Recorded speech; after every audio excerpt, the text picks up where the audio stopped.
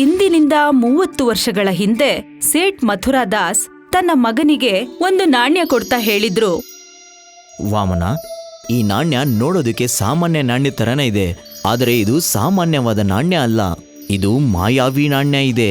ಈ ನಾಣ್ಯದಿಂದಾನೇ ನಾನಿವತ್ತು ಈ ಊರಿನ ದೊಡ್ಡ ಶ್ರೀಮಂತನಾಗಿದ್ದೇನೆ. ಆದರೆ ನಿಮಗೆ ಈ ನಾಣ್ಯ ಎಲ್ಲಿ ಸಿಕ್ತು ಅಪ್ಪಾಜಿ? ಇದನ್ನು ದೊಡ್ಡ ಕಥೆ ಇದೆ.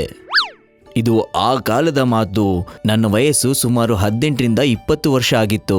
ಊರಲ್ಲಿ ಒಂದು ದೊಡ್ಡ ಮಹಾಮಾರಿ ಹರಡಿತ್ತು. ಊರಿನ ಎಲ್ಲಾ ಜನರು ಅನಾರೋಗ್ಯದಿಂದಿದ್ರು ಮತ್ತು ನಾನು ಊರಿನ ಜನರ ಸೇವೆ ಮಾಡ್ತಿದ್ದೆ. ಅವಾಗಲೇ ಅದೇ ಸಮಯದಲ್ಲಿ ಒಬ್ಬ ಸಿದ್ಧ ಪುರುಷರು ಈ ಊರಿಗೆ ಬಂದರು. ಅವರು ನನಗೆ ಈ ಜನರ ಸೇವೆ ಮಾಡೋದನ್ನು ನೋಡಿ ಈ ನಾಣ್ಯನ ನನಗೆ ಕೊಟ್ಟರು. ಮಗನೇ, ನೀನು ತುಂಬಾ ಒಳ್ಳೆ ಕೆಲಸ ಮಾಡ್ತಿದೀಯ. ಅದಕ್ಕೆ ನಾನು ಉಡುಗೊರೆ ರೂಪದಲ್ಲಿ ನಾನು ಈ ನಾಣ್ಯವನ್ನ ನಿನಗೆ ಕೊಡ್ತಾ ಇದ್ದೀನಿ. ಎಲ್ಲಿವರೆಗೂ ಈ ನಾಣ್ಯ ನಿಮ್ಮ ಕುಟುಂಬದಲ್ಲಿರುತ್ತೋ ಅಲ್ಲಿವರೆಗೂ ನಿಮಗೆ ಆಸ್ತಿ, ಐಶ್ವರ್ಯ, ಸಂಪತ್ತು ಒದಗ್ತಾ ಇರುತ್ತೆ. ಕೆಲವು ದಿನಗಳ ನಂತರ ಊರು ಮಹಾಮಾರಿಯಿಂದ ಮುಕ್ತ ಆಯಿತು. ಆದರೆ ಆ ಸಿದ್ಧಿ ಪುರುಷರು ನನಗೆ ಕೊಟ್ಟ ಆ ನಾಣ್ಯದಿಂದ ನಾನೇನೇ ಮಾಡಿದ್ರೂ ನನಗೆ ಎಲ್ಲದರಲ್ಲೂ ಯಶಸ್ಸು ಸಿಗ್ತಾ ಇತ್ತು. ಅಪ್ಪಾಜಿ, ಆದರೆ ನೀವು ಕೂಡ ಕಷ್ಟಪಟ್ಟಿದ್ದೀರಿ ಅಲ್ವಾ? ಕಷ್ಟ ಎಲ್ರೂ ಪಡ್ತಾರೆ, ಆದರೆ ಯಶಸ್ಸು ಎಲ್ರಿಗೂ ಸಿಗಬೇಕಂತ ಏನಿಲ್ಲ. ನನಗೆ ಅರ್ಥ ಆಗ್ಲಿಲ್ಲ ಅಪ್ಪಾಜಿ. 10 ವರ್ಷಗಳ ಹಿಂದೆ ಒಂದು ಸರ್ಕಾರಿ ಗುತ್ತಿಗೆ ಬಂದಿತ್ತು, ನೆಲ ಅಗಿಯೋದು. ಆ ಸಮಯದಲ್ಲಿ ಊರಿನ ಒಂದು 5 ದೊಡ್ಡ ಜನ ಗುತ್ತಿಗೆಗೆ ಅರ್ಜಿ ಹಾಕಿದ್ರು ಮತ್ತು ಸುಮಾರು ವರ್ಷಗಳಿಂದ ಆ ಗುತ್ತಿಗೆ 9 ಸುಖ್ ಅವ್ರಿಗೆ ಸಿಕ್ತಿತ್ತು. ನಾವಿನ್ನೇನು ಗುತ್ತಿಗೆಗೆ ಹೊರಡೋಣ ಅಂತ ಹೊರಟಿದ್ವಿ. ಅಷ್ಟರಲ್ಲಿ ಒಬ್ಬ ಸರ್ಕಾರಿ ಅಧಿಕಾರಿ ಬಂದ. ಮಥುರಾ ಅವರೇ, ಸಿಹಿ ತಿನ್ಸಿ, ಈ ವರ್ಷ ಗುತ್ತಿಗೆ ನಿಮ್ಗೆ ಸಿಕ್ಕಿದೆ. ಇನ್ನುಳಿದವ್ರ ಮುಖ ಎಲ್ಲ ಇಳಿದೋಯ್ತು ಮತ್ತು 9 ಸುಖ್ ವಾರೆಗಣ್ಣಲ್ಲಿ ನೋಡ್ತಾನೆ ಅಲ್ಲಿಂದ ಹೊರಟು ಹೋದ. ಸರಿ ಅಪ್ಪಾಜಿ, ನನ್ಗೆಲ್ಲ ಅರ್ಥ ಆಯ್ತು. ಈ ನಾಣ್ಯನ ನಿನ್ ಜೀವಕ್ಕಿಂತ ಹೆಚ್ಚು ಕಾಪಾಡು. ಮುಂದೆ ಇದನ್ನ ನಿನ್ನ ಮಗನಿಗೆ ಕೊಡು. ಸರಿ ಅಪ್ಪಾಜಿ. ಈಗ 30 ವರ್ಷಗಳ ನಂತರ ವಾಮನ 60 ವರ್ಷದವರಾಗಿದ್ದ. ಮತ್ತೆ ಅವರಿಗೆ 2 ಮಕ್ಕಳಿದ್ರು. ಆದ್ರೆ ವಾಮನ ಹತ್ರ ಕೇವಲ ಒಂದೇ ನಾಣ್ಯ ಇತ್ತು. ಅವನಿಗೆ ಗೊತ್ತಾಗ್ತಿರ್ಲಿಲ್ಲ ಆ ನಾಣ್ಯನ ಯಾರಿಗೆ ಕೊಡ್ಬೇಕು ಅಂತ. ಅಪ್ಪಾಜಿ, ಇವಾಗ ನೀವೇ ಹೇಳಿ, ಈ ಮಾಯಾವಿ ನಾಣ್ಯದ ಯೋಗ್ಯತೆ ಯಾರಿಗಿದೆ? ನರೇಂದ್ರನ ಅಥವಾ ವೀರೇಂದ್ರನ? ವಾಮನ್ನ 2 ಮಕ್ಕಳು ಊರಿಗೆ ಬಾಹುಬಲಿ ಅಂತಿದ್ರು. ಮತ್ತೆ ಅವರಿಬ್ರಿಗೂ ದುಡ್ಡಿನ ಅಹಂಕಾರ ತುಂಬಾನೇ ಇತ್ತು. ಒಂದಿನ ಅವರ ಹಳೆಯ ನೌಕರ ಅವ್ರ ಹತ್ರ ಬಂದ. ಯಜಮಾನ್ರೆ, ನನ್ನ ಮಗಳ ಮದುವೆ ಇದೆ, ನೀವು ಸ್ವಲ್ಪ ನನ್ಗೆ ಹಣ ಸಾಲ ಕೊಟ್ರೆ ನಿಮ್ಮಿಂದ ತುಂಬಾ ಉಪಕಾರ ಆಗುತ್ತೆ. ಸಾಲನಾ? ನಿನ್ನ ವಯಸ್ಸು ನೋಡು, 60 ವರ್ಷ ಆಗಿದೆ ನಿಂಗೆ. ನಾಳೆ ಆದರೆ ಸ್ಮಶಾನ ಬಾ ಅಂತದೆ. ನಿನ್ನ ಸಾಲ ಯಾವಾಗ ತೀರಿಸ್ತೀಯ? ಯಜಮಾನ್ರೆ, ನನ್ನ ಸಂಬಳದಿಂದ ಸ್ವಲ್ಪ ಸ್ವಲ್ಪ ಕಟ್ ಮಾಡ್ಕೊಳ್ಳಿ. ನಿನ್ನ ಸಂಬಳ 2,000 ಇದೆ, ಅದರಲ್ಲೇ ನಾವು ಸ್ವಲ್ಪ ಹಣ ಕಟ್ ಮಾಡ್ಕೊಂಡ್ರೆ ನೀನು ತಿನ್ನೋದೇನು? ಅದಾದ್ಮೇಲೆ ನಿನ್ನ ಮಗಳು ಖುಷಿಯಾಗಿರ್ತಾಳೆ ಅವಳ ಗಂಡನ ಮನೆಯಲ್ಲಿ. ದಯಾನಂದ್ ಅವರು ಅಲ್ಲಿಂದ ಬೇಜಾರಲ್ಲಿ ಹೊರಟೋದ್ರು. ಯಾವಾಗ ಈ ಮಾತು ವಾಮನನಿಗೆ ಗೊತ್ತಾಯ್ತೋ ಅವರು ಖುದ್ದಾಗಿ ದಯಾನಂದನ್ ಮನೆಗೆ ಹೋಗಿ ಅವರಿಗೆ ದುಡ್ಡು ಕೊಟ್ರು. ಇದು ಸಾಲ ಅಲ್ಲ ದಯಾನಂದ, ಇದು ನಿನ್ನ ಅಧಿಕಾರ. ನೀನಿಷ್ಟು ವರ್ಷ ಪ್ರಾಮಾಣಿಕತೆಯಿಂದ ದುಡ್ದಿಯಲ್ಲ, ಆ ಅಧಿಕಾರ. ದಯಾನಂದ ಅಳ್ತಾ ವಾಮನನ್ ಕಾಲಿಗೆ ಬಿದ್ರು. ಮತ್ತೆ ಅದಕ್ಕಾಗಿ ವಾಮನ ಯೋಚನೆ ಮಾಡ್ದ, ಯಾವ್ದಾದ್ರೂ ಸಾಧು ಸಂತನ ಹತ್ರ ಈ ವಿಷಯದ ಬಗ್ಗೆ ಮಾತಾಡ್ಬೇಕು ಅಂತ. ಸಂತೋಷದ ವಿಷಯ ಅಂದ್ರೆ ಒಬ್ಬ ಸಾಧು ಆ ಊರಿಗೆ ಬಂದಿದ್ದ. ವಾಮನ ಒಬ್ಬಂಟಿಯಾಗಿ ಆ ಸಾಧುನ ಭೇಟಿ ಮಾಡಿ ಅವನ್ ಸಮಸ್ಯೆನ ಹೇಳ್ದ. ಉತ್ತರ ತುಂಬಾ ಸರಳ ಇದೆ. ನಿನ್ನ 2 ಮಕ್ಕಳನ್ನ ಈ ಮಾಯಾವಿ ನಾಣ್ಯದ ಯೋಗ್ಯರಿದ್ದಾರೆ ಅಂತ ತಿಳ್ಕೊಂಡಿದೀಯಾ? ಇಲ್ಲ, ಅವರಿಬ್ರು ಅಹಂಕಾರಿಗಳು ಮತ್ತು ಅಯೋಗ್ಯರು. ಹಂಗಾದ್ರೆ ಈ ಮಾಯಾವಿ ನಾಣ್ಯವನ್ನ ಅವ್ರಿಗೆ ಕೊಡು. ಯಾರಿಗೆ ಇದ್ರ ಯೋಗ್ಯತೆ ಇದೆ? ಆದರೆ ನಾ ವ್ಯಕ್ತಿನ ಹುಡ್ಕೋದು ಹೇಗೆ? ಸಮಯ ಆದಾಗದೆ ನಿನ್ನ ಪ್ರಶ್ನೆಗೆ ಉತ್ತರ ಕೊಡುತ್ತೆ. ಸಾಧು ಹತ್ರ ಹೋದ್ಮೇಲೆ ವಾಮನ ಯೋಚನೆ ಮಾಡಕ್ ಶುರು ಮಾಡ್ದ. ಆ 3ನೇ ವ್ಯಕ್ತಿ ಯಾರಿರ್ಬಹುದು ಅಂತ. ಆ ಜಾದೂ ನಾಣ್ಯ ತಗೊಳ್ಳೋ ಅರ್ಹತೆ ಯಾರಿಗಿರ್ಬಹುದು? ಆಗ್ಲೇ ವಾಮನ ತನ್ನ 2 ಮಕ್ಕಳು ವಾದ ಮಾಡೋದನ್ನ ಕೇಳ್ದ. ಏ ಮುಕೇಶ್, ನೀನ್ ಏನಂತ ತಿಳ್ಕೊಂತಿದೀಯಾ? ಹಾ, ಇನ್ನೇನು ನಿಂತರನ ಯಾವಾಗ್ಲೂ ಜನರು ಒಳ್ಳೇದಕ್ಕಾಗಿ ನಿಂತ್ಕೊಳ್ಳೋದಕ್ಕೆ. ಹೌದು, ಆದ್ರಿಂದಾನೇ ನನ್ನ ಸಾರಾಯಿ ಫ್ಯಾಕ್ಟರಿಯ ಪರವಾನಗಿ ರದ್ದಾಗಿದೆ. ಹಾ, ಅದಕ್ಕೆ ನಾನು ಊರಿನ ಜನರ ಜಮೀನು ಕೂಡ ಖರೀದಿ ಮಾಡೋಕ್ಕಾಗ್ಲಿಲ್ಲ. ಇದನ್ನ ಕೇಳಿ ಯೋಚನೆ ಮಾಡಕ್ ಶುರು ಮಾಡ್ದ ಮುಖೇಶ್ ಯಾರು ಇರಬಹುದು ಅಂತ. ಅದಕ್ಕೆ ವಾಮನ್ ಆ ನಾಣ್ಯನ ತನ್ನ ಜೊತೆ ತಗೊಂಡು ಮುಖೇಶನ್ನ ಪರೀಕ್ಷೆ ಮಾಡಕ್ ಹೊರಟ. ವಾಮನ ಒಬ್ಬ ತುಂಬಾನೇ ಬಡವನ ವೇಷ ಹಾಕೊಂಡು ಹೊರಟ. ಅವನ್ಗೆ ನಡೆಯೋದಕ್ಕೂ ಆಗ್ತಿರ್ಲಿಲ್ಲ. ವಾಮನ ಮುಖೇಶನ್ ಮನೆ ಹತ್ರ ಭಿಕ್ಷೆ ಬೇಡ್ತಿದ್ದ. ಅಯ್ಯ, ಸ್ವಲ್ಪ ಏನಾದ್ರೂ ತಿನ್ನೋದು ಕೊಡಯ್ಯ, ತುಂಬಾ ದಿನಗಳಿಂದ ಉಪವಾಸ ಇದ್ದೀನಿ. ಅದನ್ನ ಕೇಳಿಸ್ಕೊಂಡು ಮುಖೇಶ್ ವಾಮನನ ಹತ್ರ ಬಂದ. ಅವನನ್ನ ಮನೆ ಒಳಗ್ ಕರ್ಕೊಂಡು ಹೋಗಿ ಅವನ್ಗೆ ಊಟ ಕೊಟ್ಟ. ಮುಖೇಶನ ಈ ದಯಾಭಾವನೆಯನ್ನ ನೋಡಿ ವಾಮನ ಖುಷಿಯಾಗ್ಬಿಟ್ಟ. ವಾಮನ ಸ್ವಲ್ಪ ಹೊತ್ತು ಮುಖೇಶ್ ಜೊತೆ ಮಾತುಕತೆ ನಡೆಸ್ಬೇಕು ಅನ್ಕೊಂಡ. ಅಯ್ಯ, ನಿನ್ ಮನೆ ಒಳಗ್ ಕರೆದು ನನಗೆ ಊಟ ಕೊಟ್ಟೆ. ನನಗ್ ತುಂಬಾ ಹಸಿವಾಗಿರೋದ್ರಿಂದ ನಾನು ಎಲ್ಲ ಊಟನೂ ನಾನೇ ತಿಂದ್ಬಿಟ್ಟೆ. ಆದ್ರೆ ಅಯ್ಯ, ಇವಾಗ ನೀನೇನ್ ತಿಂತೀಯ? ನಿಮ್ ಮನೆ ನೋಡ್ಬಿಟ್ಟು ನನಗನ್ನಿಸ್ತಿಲ್ಲ ನೀನ್ ಆರ್ಥಿಕವಾಗಿ ಸಬಲನಾಗಿದೀಯ ಅಂತ. ಬಾಬಾ, ನನ್ನ ಹಣೆ ಬರದಲ್ಲಿ ಊಟ ತಿನ್ನೋದು ಬರ್ದಿಲ್ಲ. ನನ್ನ ಮನ್ಸಿರೋದೇ ಹಂಗೆ. ನನ್ನ ಮುಂದೆ ಯಾರಾದರೂ ಹೊಟ್ಟೆ ಹಸಿವುಕೊಂಡು ಬಂದರೆ ಅವ್ರಿಗೆ ಊಟ ಮಾಡಿಸ್ದೆ ನಾನು ಯಾವತ್ತೂ ಊಟ ಮಾಡಲ್ಲ. ನಾನು ಹೇಗೆ ಕೇಳಿದ್ನೋ ಹಾಗೇ ಇದೆಯಾ ಅಯ್ಯ.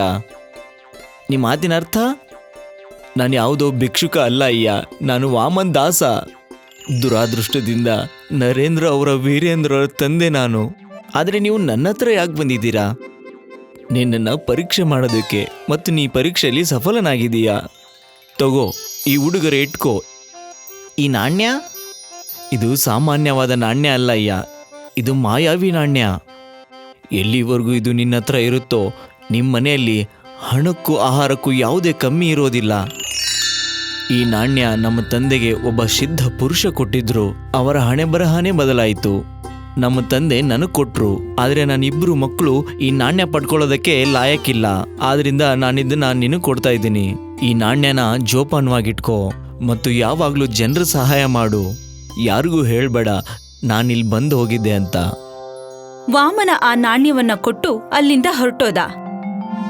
ಕೆಲವೇ ತಿಂಗಳುಗಳಲ್ಲಿ ಮುಖೇಶನ ಅದೃಷ್ಟ ಕೂಡ ಬದಲಾಯ್ತು. ಅವನು ಶ್ರೀಮಂತನಾಗಿದ್ದ. ಮತ್ತೀಗ ಅವನು ದಿನ ಬಡವರಿಗೆ ಊಟ ಕೊಡ್ತಿದ್ದ. ಕಡೆಗೂ ಜಾದೂ ನಾಣ್ಯ ಸರಿಯಾದವರ ಕೈಗೆ ಸಿಕ್ತು. ಒಂದೂರಲ್ಲಿ ಆಕಾಶ್ ಮತ್ತು ವಿಕಾಸ್ ಎಂಬ ಹೆಸರಿನ ಇಬ್ಬರು ಸ್ನೇಹಿತರಿದ್ದರು. ಆಕಾಶ್ ಬಡವನಾಗಿದ್ದ ಮತ್ತೆ ವಿಕಾಸ್ ತುಂಬಾ ಶ್ರೀಮಂತನಾಗಿದ್ದ. ನಿನ್ನೆನೋ ಅಪ್ಪ ಒಂದ್ ಸೈನ್ಸ್ ಎಕ್ಸಿಬಿಷನ್ ಹೋಗಿದ್ರು. ಅಲ್ಲಿಂದ ಒಂದು ದುರ್ಬಿನ್ ತಂದಿದ್ದಾರೆ. ದುಡ್ಡಿರೋರು ದೊಡ್ಡ ಮನುಷ್ಯರು. ಒಬ್ಬ ಒಳ್ಳೆ ಸ್ನೇಹಿತ ಇಲ್ಲ ಅಂದ್ರೆ ದೊಡ್ಡ ಮನುಷ್ಯನು ಕೂಡ ಏನಕ್ಕೂ ಉಪಯೋಗ ಇಲ್ಲ. ನಡಿ, ನಿನ್ನೆ ನಾನ್ ನಿಂಗ್ ಲಸ್ಸಿ ಕೊಡ್ಸಿದ್ದೆ, ಇವತ್ ನಂಗ್ ಸಮೋಸ ಕೊಡ್ಸು. ನಡಿ ಬಜಾರ್ಗೆ ಹೋಗೋಣ. ಆಕಾಶ್ ಮತ್ತು ವಿಕಾಸ್ ಅಂಗಡಿಗೆ ಹೋಗ್ತಾರೆ. ಹೋದಾಗ ಅಲ್ಲಿ ತುಂಬಾ ಜನರು ಸೇರಿರೋದನ್ನ ನೋಡ್ತಾರೆ. ಇಬ್ಬರು ಸ್ನೇಹಿತರು ಅಂಗಡಿಯ ಹತ್ತಿರ ಹೋಗ್ತಾರೆ. ಮಾಮ, ಅಂಗಡಿ ಯಾಕೆ ತುಂಬಿಕೊಂಡಿದೆ? ಸಮೋಸದು ಹೊಸ ಅಂಗಡಿ ಶುರುವಾಗಿದೆ. ಒಂದ್ಸತಿ ತಿಂದ್ರೆ ಮತ್ತೆ ಮತ್ತೆ ತಿನ್ಬೇಕು ಅನ್ಸುತ್ತೆ. ಸರಿ, ದುಡ್ಡು ಕೊಡು, 2 ಸಮೋಸ ತಗೊಂತೀನಿ. ನೀನು ನಿಂಗೆ ತಗೋ, ನಂಗೆ ಖಾರದ ತೆಗ್ ಬರ್ತಾ ಇದೆ. ಆಕಾಶ್ ಸಮೋಸ ತೆಗಿಯೋಕೆ ಅಂತ ಹೋಗ್ತಾನೆ. ಆಗ ವಿಕಾಸ್ನ ಕಣ್ಣು ಸಮೋಸ ಮಾರುವವನ ಕಡೆ ಹೋಗುತ್ತೆ. ವಿಕಾಸ್ ಸಮೋಸ ಮಾರುವವನನ್ನು ಸಂಶಯದಿಂದ ನೋಡ್ತಾನೆ. ತುಂಬಾ ಕಷ್ಟದಲ್ಲಿ ತಂದೆ ಈ ಸಮೋಸನ. ವಾಹ್, ಈ ತರ ಸಮೋಸ ನಾನ್ ಯಾವತ್ತೂ ತಿಂದೇ ಇರ್ಲಿಲ್ಲ. ನೀನು ತಿನ್ನೋಡು, ಒಂದ್ಸತಿ ತಿಂದ್ರೆ ಮತ್ತೆ ಮತ್ತೆ ತಿನ್ಬೇಕು ಅನ್ಸುತ್ತೆ.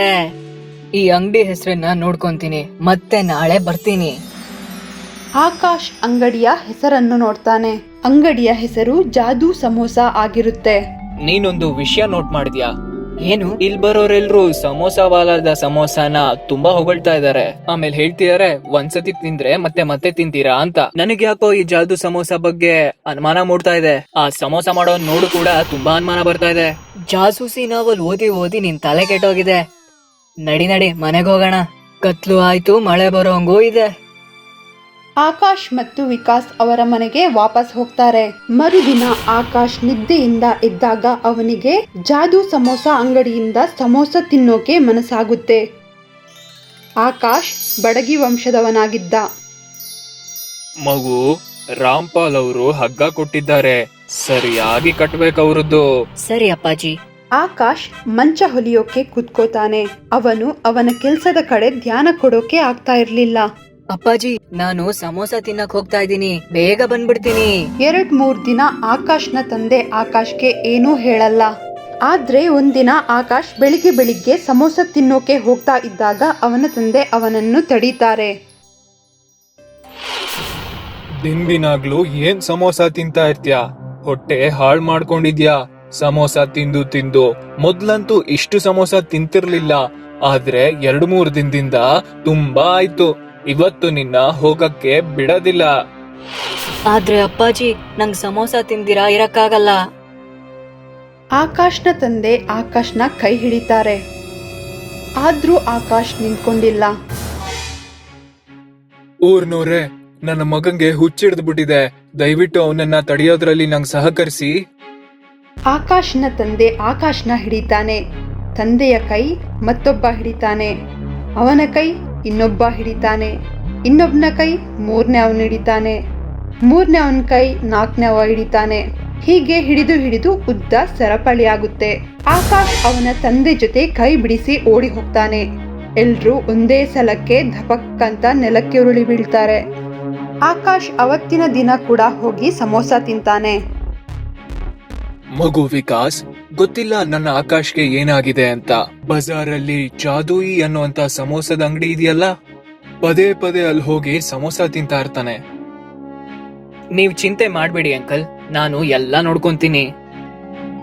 ಮರುದಿನ ಆಕಾಶ್ನ ತಂದೆ ವಿಕಾಸ್ನ ಮನೆಗೆ ಹೋಗ್ತಾರೆ. ಆ ದಿನ ರಾತ್ರಿ ಜಾದೂ ಸಮೋಸ ಅಂಗಡಿಯ ಮಾಲೀಕ ಅಂಗಡಿ ಬಂದ್ ಮಾಡಿ ಅವನ ಮನೆ ಕಡೆ ಹೋಗ್ತಿರುವಾಗ ವಿಕಾಸ್ ಅವನನ್ನು ದೂರ್ಬಿನ್ ಅಲ್ಲಿ ನೋಡ್ತಾನೆ. ತುಂಬಾ ಬೇಗ ಊರವ್ರಿಗೆ ನಮ್ ಸಮೋಸದ ರುಚಿ ಹತ್ತು ಬಿಡುತ್ತೆ. ಆಗ ನಾವು ತುಂಬಾ ಶ್ರೀಮಂತರಾಗ್ಬಿಡ್ತೀವಿ. ಹಳ್ಳಿಯವರು ಮೂರ್ಖರು. ಅವರಿಗೆ ಗೊತ್ತೇ ಇಲ್ಲ ನೀನು ರಸಾಯನ ಶಾಸ್ತ್ರಜ್ಞ ಅಂತ, ಮತ್ತೆ ಸಮೋಸದಲ್ಲಿ ಅಮಲು ಪದಾರ್ಥ ಹಾಕ್ತೀಯಾ ಅಂತ. ಮತ್ತೆ ಜನರಿಗೆ ಸಮೋಸದ ಹುಚ್ಚು ಹಿಡಿಯುತ್ತೆ. ಮೆಲ್ಲಗೆ ಹೇಳು, ಯಾರನ ಕೇಳಿಸ್ಕೊಂಡ್ರೆ ಸತ್ತೋಗ್ಬಿಡ್ತೀವಿ ಅಷ್ಟೇ. ವಿಕಾಸ್ ಎಲ್ಲಾ ಮಾತನ್ನು ಕೇಳ್ತಾನೆ. ಮರುದಿನ ವಿಕಾಸ್ ಊರಿನವರೊಂದಿಗೆ ಜಾದೂ ಅಂಗಡಿಗೆ ಬರ್ತಾನೆ. ಏನ್ ವಿಷಯ, ನೀವೆಲ್ಲ ಇಲ್ಲಿ ಯಾಕೆ ಬಂದಿದ್ದೀರಾ? ಅದನ್ನ ನಾವ್ ಆಮೇಲೆ ಹೇಳ್ತೀವಿ. ಮುಖ್ಯ ಮಾಮ, ನೀವ್ ಮೊದಲು ಸಮೋಸ ತಿನ್ನಿ. ದೊಡ್ಡಣ್ಣ ಸಮೋಸ ತಿಂತಾನೆ.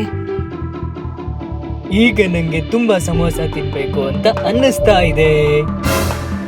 ಸತ್ಯ ಹೇಳು, ನೀನ್ ನಿನ್ ಸಮೋಸದಲ್ಲಿ ಏನ್ ಮಿಶ್ರಣ ಮಾಡ್ತೀಯಾ? ಆಲೂಗಡ್ಡೆ ಮಸಾಲೆ ಬಿಟ್ರೆ ಬೇರೆ ಇನ್ನೇನು ಹಾಕೋದಿಲ್ಲ ನನ್ ಸಮೋಸದಲ್ಲಿ. ಸತ್ಯ ಹೇಳು, ಇಲ್ಲ ಅಂದ್ರೆ ಈಗ್ಲೇ ಪೊಲೀಸ್ ಕರಿತೀನಿ. ಪೊಲೀಸ್ ಹೆಸರು ಕೇಳ್ದಾಗ್ಲೇ ಅಂಗಡಿ ಮಾಲೀಕ ಹೆದರ್ತಾನೆ. ಹೆದ್ರಿ ಎಲ್ಲಾನು ಒಪ್ಕೋತಾನೆ.